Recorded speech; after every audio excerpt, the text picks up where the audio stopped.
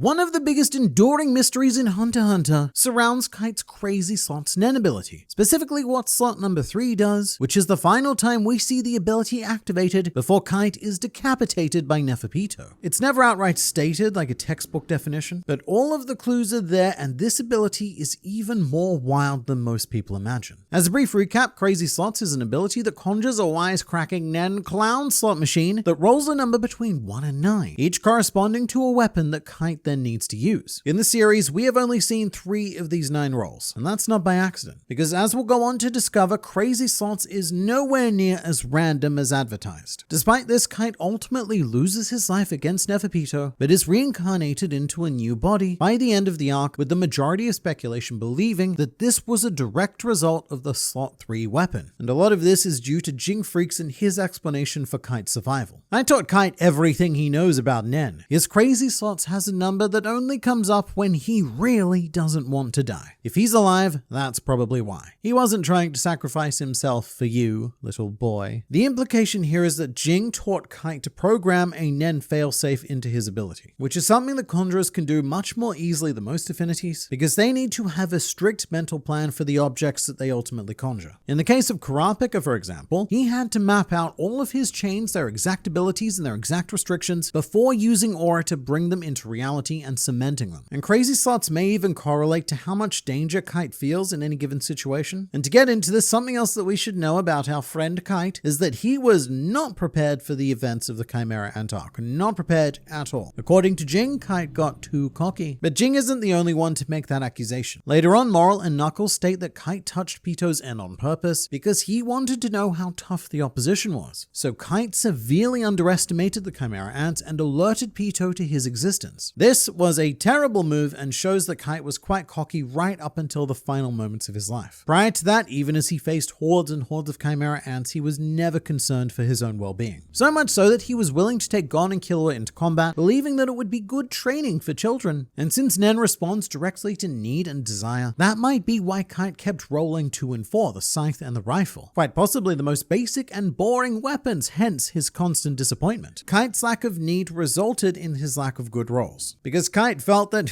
he was a bit of a boss and he could handle it. And I should also point out that there's something of a Mandela effect in the Hunter x Hunter fanbase. A lot of people seem to remember Kite saying that slot 3 was a quote good roll, but in both the manga and the anime, Kite doesn't call slot 3 a good number. In fact, he doesn't speak at all. He just rolls the number and doesn't say a word ever again until his reincarnation. And there's a whole ton of ideas as to why this is. One is that literally saying that he got a bad roll is a restriction that hinders him in one area but enhances another. But the idea that I prefer is that Kite believes that slots 2 and 4 are bad rolls because they actively require him to use their abilities to kill someone before he can deactivate Crazy Slots. And killing is something that Kite doesn't like to do, which goes all the way back to chapter 1 where Kite had to kill a fox bear to save a young Gon. Kite genuinely regrets needing to kill in any situation. So when he says, "Oh mate, bad roll," that's not just a fun character quirk. It's Kite lamenting the task ahead. This is even evident with the bad roll weapons, because Kite seems to hit the carbine whenever he's in a more one-on-one situation, and so the gun allows him to deliver his opponent a quick and merciful death. But with multiple opponents, that wouldn't suit. He wouldn't be able to do that, which is where the scythe comes in, so that Kite can deliver a quick and merciful death to multiple opponents at once, in order to get the killing over and done with in the most humane way possible. And the theory is that the rest of his weapons would be some variant of that. How to solve the problem of killing in the kindest way possible. That or rare technical accessories, as is proposed with slot number 3. Because with slot 3, Kite isn't necessarily forced to kill with the mace. If it's all about him reincarnating, then he would have no reason to say it's a bad roll, because he doesn't need to kill with it. But speaking of, something that gets really muddled with Kite is the idea of reincarnation in general, because all we know is that it happened, but Togashi never outright specifies exactly how, which is a little bit odd, because Togashi usually prides himself on explaining events and abilities in the most minutest of detail. It's easy to assume that Pitou killed Kite, and that he was fed to the Chimera Ant Queen and just reincarnated that way, through the Chimera Ant mechanism of phagogenesis. However, that doesn't make sense, because Pitou decided to keep Kite's body, and even created an ability to reanimate it in order to fight again, and then use Kite as something of a training dummy for the rest of the Chimera Ants. So if you're keeping up here, and I don't blame you if you're not, but if you are, that is now 3 different kinds of reincarnation that Kite has been exposed to in Hunter x Hunter. His body was reanimated thanks to Neferpitou's Nen ability. His soul then came back into the world through the Ant Queen via Chimera Ant phagogenesis. However, the requirements for that mechanism weren't met, so there is also a third reincarnation factor at play, which is suspected to be the ability of Slot 3, with further evidence of this being Kite's reincarnated birth, which, while teeny tiny, is the most human of all of the Chimera ants. And as Kite grows up, she doesn't actually display any qualities of a Chimera ant other than the rapid aging. So it's almost as if Kite bypassed the phagogenesis process entirely, just miraculously appearing as a human life within the queen in a place destined to be found by Colt. In an effort to explain this, some Hunter x Hunter fans have suggested that Pitou fed parts of Kite to the queen, his internal organs and such, and maybe even the brain to get Kite into the queen, and that Pitou just kept the leftovers that were the body. But there's no real way to tell one way or the other. I've seen it theorized that the scars on Kite's reanimated body are the results of said organ extraction, but I think it's more likely that it's just damage incurred over time by being used as a Chimera ant training dummy, or even the damage incurred after fighting Pitou. And these results are Pitou's Dr. Blythe putting him back together as best as can be. But none of this actually offers an explanation as to what the Slot 3 ability actually is. It's just saying, well,